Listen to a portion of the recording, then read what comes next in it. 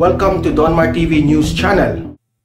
Okay, pag-usapan natin itong balita tungkol dito kay former President Duterte at itong kanyang partido na PDP Laban, mas dumadami yung kumiwalas na, no? Naglipatan na ng ibang partido, mas lalong dumarami. Okay? At magkomentaryo tayo dito, magre-react tayo dito, at panoorin natin ang video na ipapakita ko sa inyo kung bakit ito sila lumipat ng partido. Okay? At ano ang masasabi natin dito sa kanila, na sa mga government officials na galing PDP Laban, kung ito ba'y tama ang kanilang ginagawa o ito ba'y normal na sa Pilipinas. Yan ang ating pag-usapan ngayon. Okay? Pero bago ang lahat, help me na i-like at i-share itong video natin.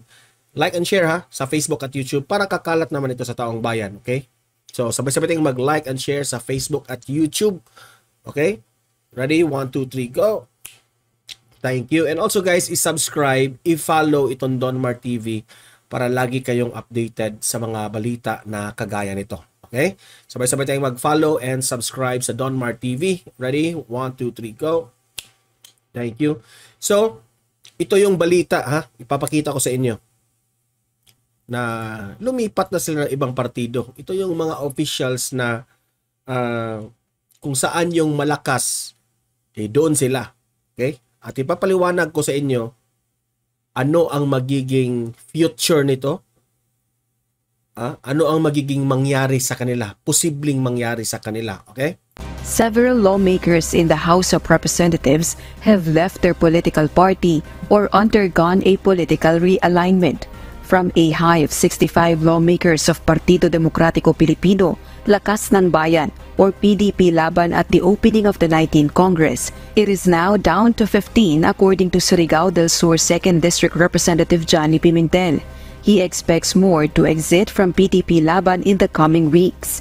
Even Representative Pimentel himself, a member of PDP Laban, is considering leaving his own party. But I have... Ito, in-interview siya. May plano rin siyang iiwan si Presidente Duterte sa PDP Laban.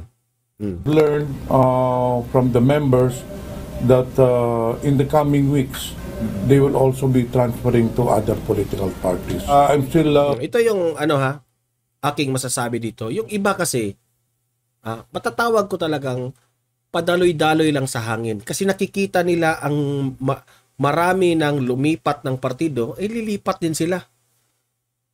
Kayo, iboboto nyo ba ang ganyang type of, tayong taong bayan, di ba? Iboboto nyo ba ang ganyang prinsipyo ng isang leader? Walang bayag? Di ba? Padaloy-daloy lang sa hangin. Kung saan sila makabenefit, dun sila. Waiting for developments, but I'm already weighing my options. Most probably, I will also be transferring to another party. So, yung kanilang reason bakit sila lumipat, wala lang. Lumipat lang sila. Ang kanilang rason, dahil marami nang lumipat. Ganun lang. Wala pang, di ba kagaya ni former President Duterte na kahit mag-isa na lang ako dito sa partido ko, basta't may prinsipyo ako, dito lang ako. Di ba? Yun ang dapat iboto natin. PDP Laban used to be the ruling political party with former President Rodrigo Duterte as its chairman.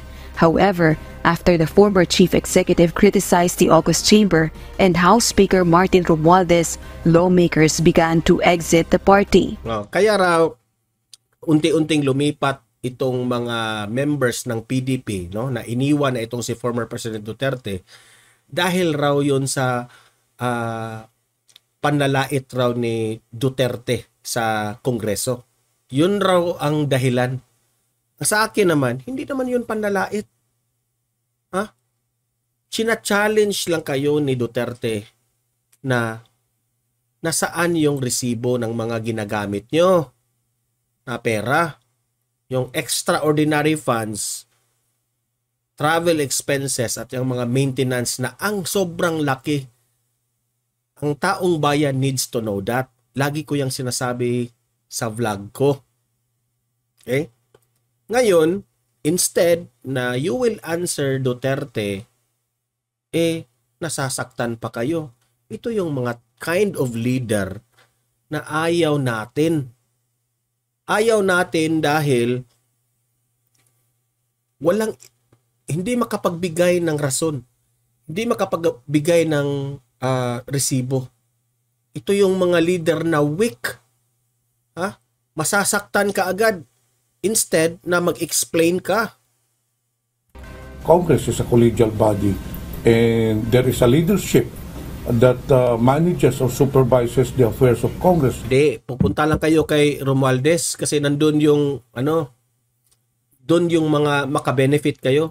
So therefore, we as members of Congress should also be aligned or attuned with the direction of the leadership. But Aligned. So padaloy-daloy lang kayo sa hangin. it seems that Prinsipyo sana, sir, ang inyong inuuna. the direction of PDP Laban is going the another direction. So probably the members deemed it prudent to transfer to other parties because we cannot serve two masters. The Solons either transfer We cannot serve two masters. So yung mga master mo, mali ka na dun. So yung mga master mo, dun lang nakasalalay yung prinsipyo mo.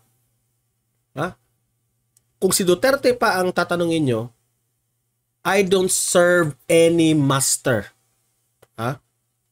I serve for the people. Sa tao ka, sir, mag-serve. If I will remember, itong si Senator Bato de la Rosa, bago siya na senador, sabi niya kay former President Duterte, Mr. President, Mayor, anong last instruction mo sa akin bago ako maging senador? Dahil nanalo na si Bato bago ako umupo bilang senador, anong last instruction mo? Yan ang sabi ni Bato kay Duterte. Alam niyo ba kung anong sinabi ni Duterte? Sabi niya, do what is good for the people. Okay? Do not work for me. Work for the people. Di ba? Yun si Duterte. So kayong mga audience ko dito, tama lang ba iboto natin to sa susunod na eleksyon? Walang mga prinsipyo. to lakas CMD of Speaker Romualdez or join Partido Federal ng Pilipinas of President Ferdinand Bongbong Marcos Jr. Tingnan mo Waldez tingnan mo yung ngiti ng isa. Yung unang kumiwalas. Tingnan mo yung ngiti niya. or join Partido Federal Tingnan nyo to. Tingnan nyo ito.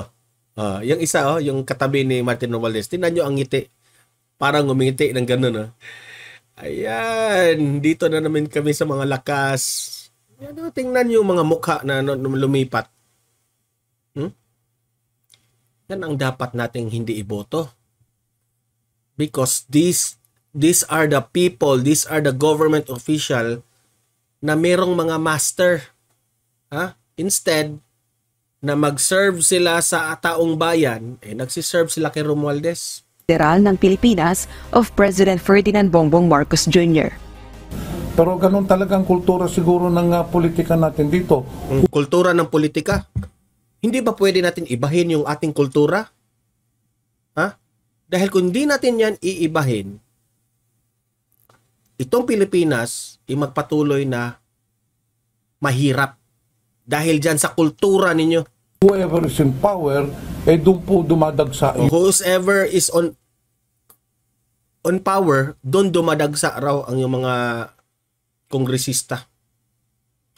Galing niya sa bibig niya, Galing niya yan sa bibig niya. Yung mga ikangang mga politiko. Rosalico Kaya sila lumipat dahil nandun yung power. Galing niya yan sa bibig niya. For Christ's sake, serve the people. Serve the taong bayan.